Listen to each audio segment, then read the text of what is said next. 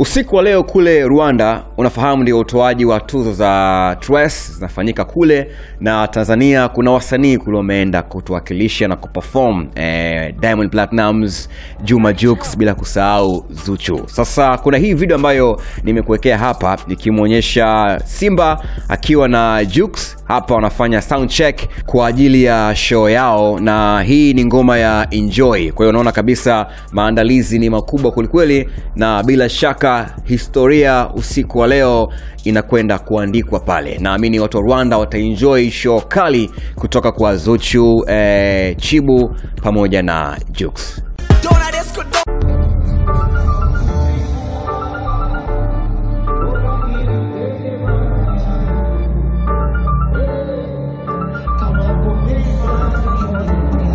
Chill.